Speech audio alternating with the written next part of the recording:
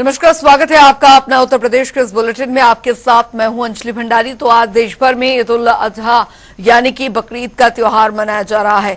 सुबह से ही देश भर के मस्जिदों में नमाज अदा करने के लिए लोगों की भीड़ उमड़ रही है। वहीं नोएडा के जामा मस्जिद में दरअसल बड़ी संख्या में लोग नमाज अदा करने को पहुंचे और इसी तरह की तस्वीरें गोरखपुर, प्रयागराज, बुलंदशहर, कानपुर, आगरा और अलीगढ़ जैसे कई शहरों में भी देखने को मिल रही है। बता दें आपको कि इस मौके पर ईदगाह या फिर मस्जिदों में विशेष नमाज अदा की जाती है। इस पर्व पर इस्लाम धर्म के लोग नमाज पढ़ने के बाद कुर्बानी देते हैं। और वहीं आपको बता दें बकरीद के मौके पर सुरक्षा के कड़े इंतजाम किए गए हैं। तो ये तस्वीरें हम आपको दिखा रहे हैं, आप देख सकते हैं। ये 8 तस्वीरें, तमाम मस्जिदों की 8 तस्वीरें हम आपको दिखा रहे हैं। प्रयागराज, नोएडा, आगरा, बुलंदशहर, कानपुर, अलीगढ़, मेरठ, गोरखपुर की तस्वीरें आप देख सकते हैं। बकरीद के मौके पर तमाम मस्जिदों में नमाज अदा की गई। वहीं सुरक्षा के कड़े बंदोबस्त भी यहां पर किए गए हैं।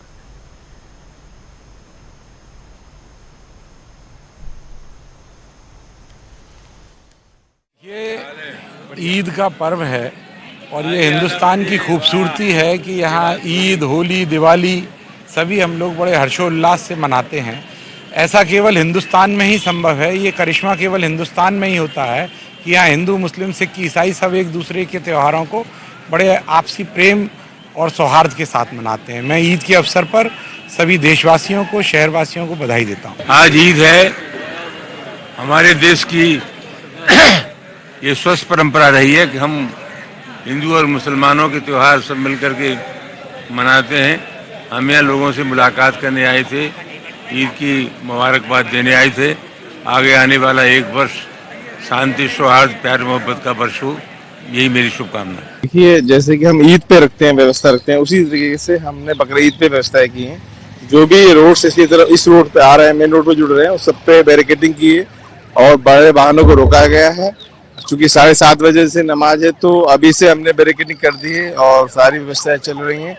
और कोई भी जो पशु पकड़ने वाली टीम है वो भी एक्टिव है। नगर पालिका की तरफ से साफ सफाई सारी की गई है, कोई दिक्कत नहीं।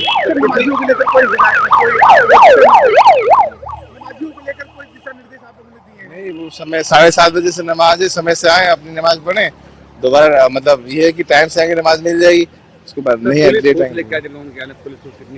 फोर्स तो हमारे कई कंपनी पीएससी लगी है और कई थानों के, चूंकि ये कई थानों के बीच में तो 4-5 थानों का फोर्स है यहाँ पर। ठीक है सर, ये जो नमाज पढ़ेंगे उनसे क्या भाई सद्भावना है, बड़ा ये बहुत सुंदर त्योहार है, सभी को संदेश है, तो बहुत मोहब्बत का त्योहार है, प्यार से मनाएं और पूरे संदेश देश दुनिया में संदेश दें प्यार मोहब्बत का। वर्तमान में जो त्यौहार चल रहे हैं उनको लेकर व्यापक तैयारियां पुलिस प्रशासन के द्वारा की गई है। इसके तहत जितने भी धार्मिक स्थल हैं उन सब पे ड्यूटियां लगाई गई हैं।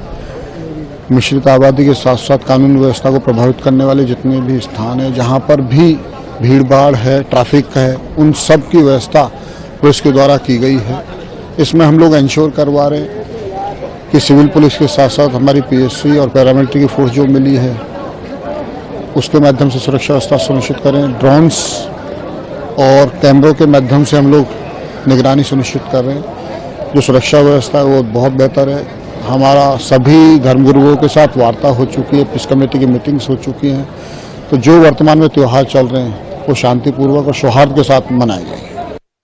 प्रयागराज में आज बकरा ईद का त्योहार मनाया जा रहा है। जी हाँ, बकरा ईद यानी ईद उल अजहा का त्योहार मनाया जा रहा है। उससे पहले लोग ईदगाह में पहुंचकर आज नमाज अदा कर रहे हैं। आप देख सकते हैं नमाजी ईदगाह में बड़े बच्चे सभी लोग पहुंचे हैं और अल्लाह की बारगाह में आज खड़े होकर नमाज अदा कर रहे हैं। बता दें, ईद उल अजहा यानी बकरा ईद का जो त्योहार है वो कुर्बानी का त्योहार है। अल्लाह की राह में कुर्बानी करने का इसमें पूरा महत्व है और इसी तरह से लोग कुर्बानी करते हैं अल्लाह की राह में आज के दिन और लोगों को दान देते हैं। और इसी तरह से यहाँ पर पहले नमाज अदा करी जाती है। ईदगाह के साथ साथ शहर की जामा मस्जिद और अन्य मस्जिदों में भी आज नमाज अदा की जा रही है और पूरे अकीदत और एहतराम के साथ मुस्लिम समुदाय के लोग नमाज अदा कर रहे हैं। फिलहाल अभी हम नमाज के बाद इनसे बात भी करेंगे कि आज इन्होंने किस तरह से दुआ की है और क्या उनका कहना है। आज हमारे साथ नमाजी में ये बताइए, आज आप लोगों ने नमाज अदा करी, क्या दुआ करी अल्लाह?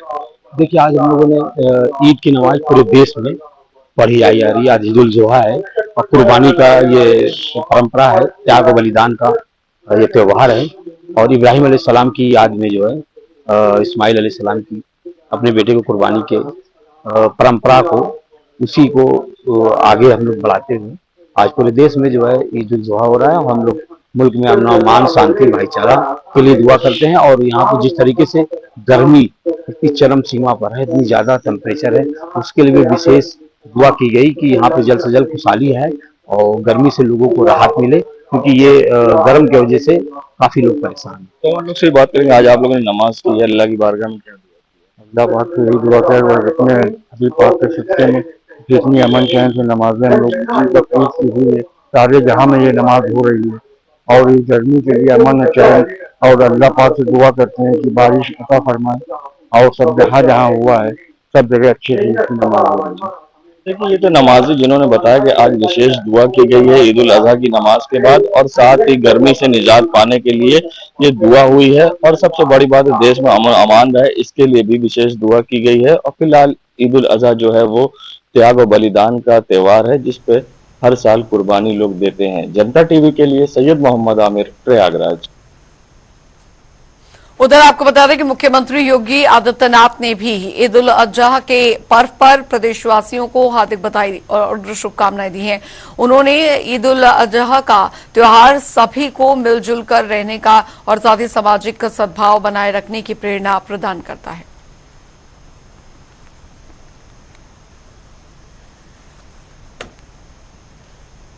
तो सीएम योगी ने भी ईद की प्रदेशवासियों को बधाई दी है। इस बीच आपको तस्वीरें भी हम दिखा रहे हैं, तमाम मस्जिदों में नमाज सुबह अदा की गई। और आपको बता दें कि सीएम योगी ने भी ईद की प्रदेशवासियों को बधाई दी है। सद्भाव और प्रेम के प्रतीक के रूप में उन्होंने कहा कि कुल मिलाकर देखा जाए तो ये जो ईद उल अजहा का ये पर्व है, ये बेहद खास होता है और मुस्लिम समुदाय के लोगों के लिए। इस बीच तस्वीरों में आपको दिखा रहे हैं, सुरक्षा व्यवस्था जो थी वो चाक चौबंद रखी गई है कुल मिलाकर, ताकि कोई भी इस त्योहार में खलल ना डाल पाए। वहीं नमाजी जो है वो नमाज पढ़कर आज ईद का ये जो त्योहार है वो मना रहे हैं।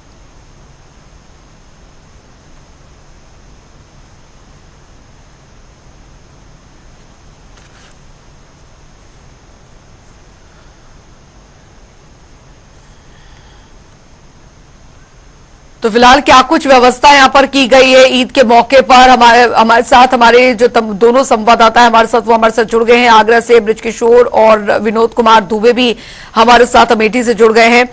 बृजकिशोर, फिलहाल आगरा में किस तरह के बंदोबस्त किए गए? ईद का ये पर्व है और सुबह से ही जो सुरक्षा व्यवस्था है वो भी काफी ज्यादा सख्त की गई है। वहीं जो नमाजी है वो भी ईदगाह में नमाज अता कर ईद का ये त्योहार मना रहे हैं।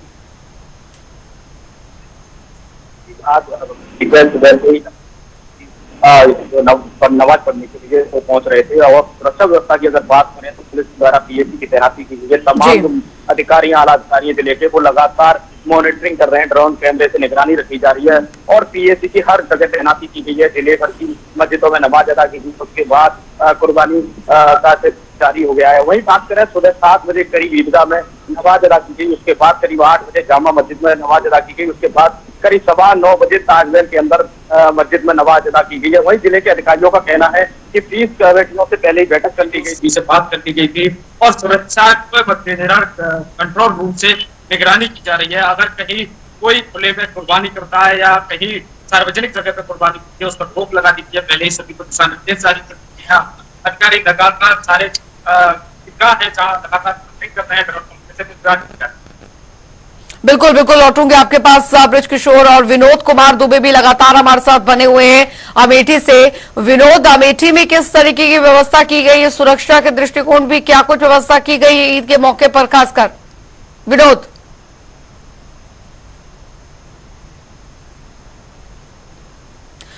क्या आप हमें सुन पा रहे हैं?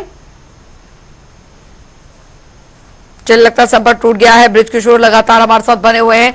बृजकिशोर, क्योंकि कुल मिलाकर देखा जाए तो व्यवस्था जो है चाक चौबंद है, सुरक्षा के बंदोबस्त हैं, और जो ईद के आसपास या अगर हम ईदगाह के आसपास की अगर यहाँ पर बात की जाए, वहां पर किस तरह की सुरक्षा का घेरा है? सुबह से ही जो नमाजी है वो नमाज अता करने के लिए यहाँ पर पहुंच रहे हैं, ऐसे में भीड़ भाड़ ना हो या कोई तरीके का असामाजिक तत्व कोई माहौल ना खराब करे, इसको देखते हुए क्या व्यवस्था की गई है? बृजकिशोर, जिस तरीके से ईदगाह पे नमाज हो रही है उसमें लगातार बैरिकेडिंग की गई है और लोगों का रूट जो है डाइवर्ट किया गया है, जिससे कि वहां भीड़ भाड़ ना हो और ट्रैफिक जाम ना हो। वहीं सुरक्षा की बात करें तो सुबह से ही 7 बजे नमाजी पहुंच रहे हैं।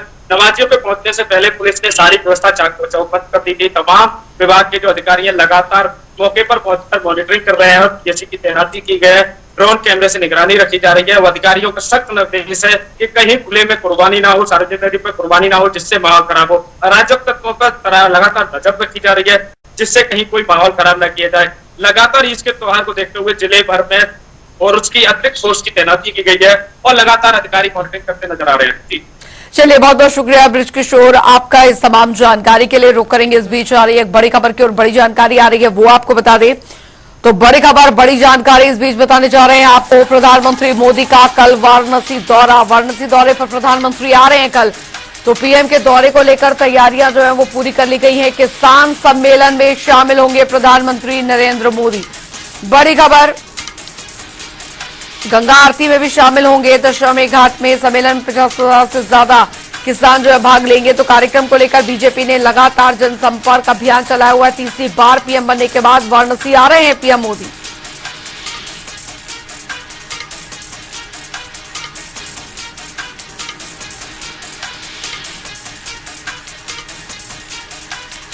धर्मेंद्र चौबे संवाददाता फोन लाइन पे हमारे साथ जुड़ गए हैं ज्यादा जानकारी के साथ। धर्मेंद्र, प्रधानमंत्री नरेंद्र मोदी का वाराणसी दौरा कितना महत्वपूर्ण माना जा रहा है और क्या कुछ तैयारियां वहां पर प्रधानमंत्री के आगमन को लेकर कर ली गई, क्योंकि तीसरी बार प्रधानमंत्री बनने के बाद पहली बार वाराणसी आ रहे हैं? देखिए अंजलि, सबसे बड़ी चीज है कि वाराणसी में जो प्रधानमंत्री की किसान सम्मेलन में शामिल होना है, उसको लेके पूरी तरह से प्रशासन ने तैयारी कर ली है। प्रधानमंत्री कल देर शाम वाराणसी पहुंचेंगे और उसके बाद जनसभा स्थल पे पहुंचेंगे प्रधानमंत्री नरेंद्र मोदी। काफी आगमन, उनका ग्रैंड वेलकम की तैयारी की गई है। ग्रैंड वेलकम के तहत जो किसान होंगे ढोल नगाड़ों के साथ वो पहुंचेंगे उनके सभा स्थल पे पैदल मार्च करते हुए। बाबतपुर समेत सभी जो स्थल है वो सजाए गए हैं। उसके साथ साथ प्रधानमंत्री विश्वनाथ मंडल में पहुंचेंगे, विश्वनाथ जी का दर्शन पूजन करेंगे और देर रात गंगा आरती में भी सम्मिलित होंगे। तो कहीं नहीं काफी जो है इस बार उनको फिर जैसे पहले उनका स्वागत हुआ था 2 बार प्रधानमंत्री बनने के बाद, और उससे बेहतर ग्रैंड वेलकम की तैयारी है। और मुख्यमंत्री योगी आदित्यनाथ ने भी निर्देश दिया है कि पहला दौरा है और प्रधानमंत्री के पहले दौरे पर जो तैयारी हो वो ग्रैंड वेलकम की हो और बेहतरीन सजावट हो, पूरी काशी को भव्य सजाया जाए और प्रधानमंत्री को फिर संसदीय क्षेत्र में स्वागत के लिए तैयार किया जाए। वहीं अगर बात करें तो लगभग 50,000 किसानों, बिल्कुल तैयारियां पूरी कर ली गई है। बहुत बहुत शुक्रिया धर्मेंद्र चौबे इस तमाम जानकारी के लिए। आगे बढ़ेंगे, एक और बड़ी खबर, बड़ी जानकारी आ रही है, वो आपको बता दें। तो बड़ी खबर, सीएम योगी का मिशन रोजगार लगातार जारी है। ये बड़ी जानकारी, ग्राम सचिवालयों में भरे जाएंगे 4,821 पद। 30 जून तक इन पदों के लिए होंगे आवेदन। तो 22 से 24 जुलाई के बीच मिलेंगे नियुक्ति पत्र। ये इस वक्त की बड़ी खबर लखनऊ से। कंप्यूटर ऑपरेटर, अकाउंटेंट के पदों पर भर्ती। सीएम योगी का मिशन रोजगार लगातार जारी है। तो बड़ी जानकारी आपको यहां पर दे रहे हैं, मिशन रोजगार लगातार जारी है।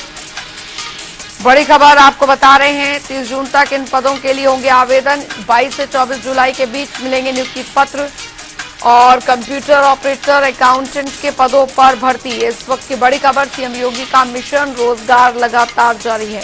तो बड़ी जानकारी आपको बता रहे लखनऊ से, सीएम योगी का मिशन रोजगार लगातार जारी है ताकि प्रदेश के युवाओं को रोजगार से जोड़ा जा सके। ग्राम सचिवालयों में भरे जाएंगे 4,821 पद। टीएन मिश्रा संवाददाता हमारे साथ जुड़ गए हैं ज्यादा जानकारी के साथ। टीएन, मुख्यमंत्री का मिशन रोजगार लगातार जारी है और इसी के तहत जो जानकारी मिल रही है कि ग्राम सचिवालयों में भी कई हजार पद जो हैं वो भरे जाएंगे ताकि प्रदेश के युवाओं को रोजगार से जोड़ा जाए। इस ओर बहुत तेजी के साथ प्रदेश में काम हो रहा है मुख्यमंत्री के नेतृत्व में। हाँ देखिए अंजलि, जब से जब लोकसभा चुनाव चल रहा था तो इंडिया गठबंधन उठाया कि देश में 90 लाख सरकारी पद खाली हैं और इससे सरकार नहीं भर रही है, उसकी अगर सरकार बनेगी तो 90 लाख पद भरे जाएंगे। तो इसको लेकर के ये लगा है वर्तमान सरकार को कि जो सरकारी पद खाली हैं जनता इससे नाराज थी और इसीलिए जो उनको भाजपा के खिलाफ वोट लोगों ने दिए हैं। तो जैसे ही चुनाव समाप्त हुए योगी आदित्यनाथ ने मिशन रोजगार फिर शुरू कर दिया। पहले भी कर रहे थे, वो 6 लाख भर्तियां पिछले बार कर चुके थे, अपने कार्यकाल में पूरी अब तक कर चुके हैं। और इसके बाद पूरे यूपी में भी लाखों पद खाली हैं। सबसे हालत क्या है, जिन विभागों, ग्राम विकास विभाग में जो पद का विभाग आप चर्चा कर रही थी वो हजारों पद खाली हैं, उनकी भर्ती प्रक्रिया शुरू कर दी गई है। हायर एजुकेशन से मांगा है, सबसे स्थिति खराब हायर एजुकेशन डिपार्टमेंट की, जहां सालों से अनुज्ञा क्षेत्रीय उच्च शिक्षा अधिकारियों के यहाँ दफ्तर में पड़ी है। डिग्री कॉलेजों से प्रस्ताव जा चुके हैं कि इतने पद खाली हैं, लेकिन क्षेत्रीय शिक्षा अधिकारी आगे नहीं बढ़ा रहे हैं, वो पत्रावलियां वहीं पर पेंडिंग है। तो इससे समझ रहे हैं कॉलेजों में जो शिक्षणेतर कर्मचारियों पद खाली होने से बहुत काम प्रभावित होता है। मजबूरी में मैनेजमेंट को अपने निजी स्रोत से आदमी रखने पड़ते हैं और उनसे काम किया जा रहा है। तो ये स्थितियां हैं जो सरकार को लगातार सोचने बाध्य किया। सीएम सबसे ज्यादा पुलिस में भर्तियां हुई, 1 लाख से ज्यादा पुलिस में भर्तियां की गई। सिंचाई विभाग, पीडब्ल्यूडी और जिला कल्याण और स्टार्टअप जितने हैं, इनके स्टार्टअप के जरिए भर्ती हो रही है। डिजिटल स्टेज भी चल रही है कि भर्तियां ज्यादा से ज्यादा हों। और सबसे बड़ी बात है G20 के तहत जहाँ कहा गया था 90 लाख रोजगार यूपी के लोगों को परोक्ष या परोक्ष रूप से मिलेंगे। तो अगर G20 पूरे रूप से प्रभावी हो जाते हैं, सारे प्रस्ताव जो आए हैं, तो माना जा रहा है कि 80-90 लाख लोगों को रोजगार मिल जाएगा। तो सीएम लगातार अपने रोजगार की मुहिम में चल रहे हैं और उन्नका जारी है। सब विभागों से उन्होंने साफ कहा है कि रिक्त पद भेजें और उनकी प्रक्रिया शुरू की जाए। जहाँ चयन आयोग नहीं, वहाँ चयन आयोग बनाए जा रहे हैं। उच्च शिक्षण, बेसिक शिक्षा, उच्च शिक्षा, माध्यमिक शिक्षा, यहाँ चयन शिक्षा आयोग नहीं था, वो गठन कर दिया गया है। तो अब माना जा रहा है कि यह अभियान तेजी से चलेगा और भर्तियों प्रक्रिया और तेज होगी। बिल्कुल, बहुत बहुत शुक्रिया TN मिश्रा इस तमाम जानकारी के लिए। और रुक करेंगे इस बीच आ रही एक और बड़ी खबर की ओर। लखनऊ से आ रही है बड़ी खबर, जहां पर पूर्व सांसद KD सिंह के खिलाफ मुकदमा दर्ज। ये इस वक्त की बड़ी खबर आपको बता रहे हैं। पूर्व सांसद KD सिंह के खिलाफ मुकदमा दर्ज, ये बड़ी खबर आ रही। CBI ने धोखाधड़ी का केस किया। तो ये इस वक्त की बड़ी खबर आपको बता दें। इसके पहले भी KD सिंह पर एक केस चल रहा है।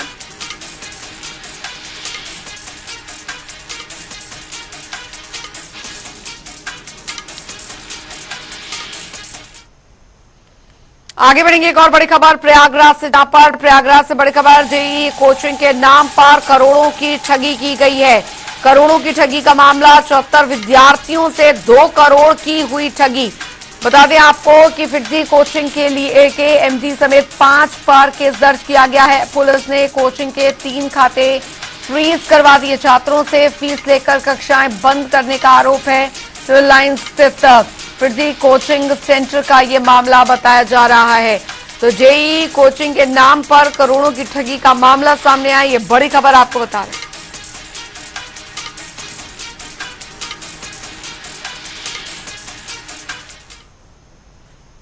उधर एक और बड़ी खबर आ रही है लखनऊ से, जहां पर मानसून को लेकर अलर्ट हुई यूपी सरकार। संभावित बाढ़ के बाद 29 जिलों पर पैनी नजर बनाए हुए हैं।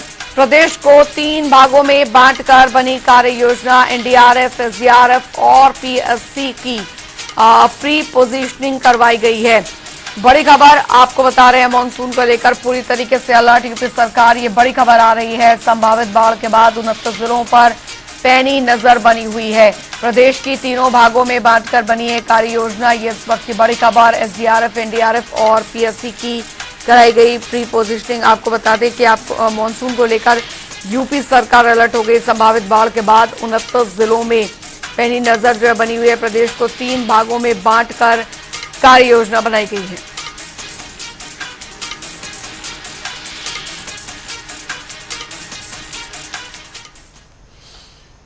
और चलिए अब रुक करेंगे 4 मिनट में 18 मंडलों की खबरों की ओर फटाफट अंदाज में। कन्नौज में गंगा दशहरे के मौके पर महादेवी घाट पर हुआ कार्यक्रम। समाज कल्याण मंत्री असीम अरुण कार्यक्रम में हुए शामिल। रायबरेली में लापता युवक का शव मिलने से सनसनी, शरीर में कई जगह मिले चाकुओं के निशान, पुलिस ने शव का कराया पोस्टमार्टम। वाटर पार्क में नहाते हुए बैंक मैनेजर की संदिग्ध परिस्थितियों में मौत, परिजनों ने वाटर पार्क के मालिक और कर्मचारियों पर की कार्रवाई की मांग। सिकंदराबाद औद्योगिक क्षेत्र में आपको बताया पेस्टिसाइड फैक्ट्री में लगी भीषण आग को बुझाने में जुटा दमकल विभाग। मैनपुरी में सीओ के नेतृत्व में पुलिस ने चलाया सघन चेकिंग अभियान, कई वाहनों का किया चालान। प्रयागराज में गर्मी का कहर, गर्मी से गाड़ियों में लगी आग, लोगों ने बचाई जान। बाराबंकी पहुंचे अयोध्या सांसद अवधेश प्रसाद, जीत के लिए जनता का किया आभार, बोले अयोध्या की जनता को दिलाएंगे न्याय। बहराइच में बीजेपी जिला अध्यक्ष और किसान मोर्चा अध्यक्ष जितेंद्र सिंह के बीच बड़ा विवाद, लोकसभा चुनाव में संगठन से आए पैसे को लेकर हुई तकरार। प्रतापगढ़ में मां मेला देवी घाट पर उमड़ा भक्तों का सैलाब, घाट पर जलाए गए 11,551 दिए, जयकारों से गूंजा मंदिर परिसर। मैनपुरी में बीएसए दीपिका गुप्ता को 2 शिक्षकों ने दी धमकी, ग्रामीणों का अवकाश न बढ़ाने पर भी दी धमकी, पुलिस ने किया मुकदमा दर्ज। बाराबंकी में जननायक एक्सप्रेस से शारदा नहर में गिरा अज्ञात युवक, गोताखोरों की मदद से युवक की तलाश जारी, मामले की जांच में जुटी पुलिस। आगरा में यमुना रिवर कैंपेन के लोगों का अनोखा प्रदर्शन, यमुना की रेत से किया स्नान, पानी को लेकर लोगों को जागरूक। उधर आपको बता दें कि हाथरस में बकरीद को लेकर प्रशासन तैयार, संवेदनशील इलाकों में भारी पुलिस बल की तैनाती, जिलाधिकारी और पुलिस अधीक्षक ने निकाला फ्लैग मार्च। बदायूं में सरसों चुराने के इल्जाम में 2 मासूमों की बेरहमी से पिटाई, मामले में तहरीर के बावजूद पुलिस ने नहीं की कोई भी कार्रवाई। जालौन में सौर ऊर्जा प्लांट में लगी भीषण आग बुझाने में जुटी दमकल विभाग की 3 गाड़ियां, मामले की जांच में जुटी पुलिस। शामली में कैराना यमुना नदी में डूबने से 2 युवती की मौत, परिवार के साथ। शामली में मामूली विवाद को लेकर आपस में भिड़े 2 पक्ष, लड़ाई का वीडियो सोशल मीडिया पर वायरल। चलिए इसी के साथ उत्तर प्रदेश की खबरों में अभी के लिए फिलहाल इतना ही, वक्त एक छोटे से ब्रेक का।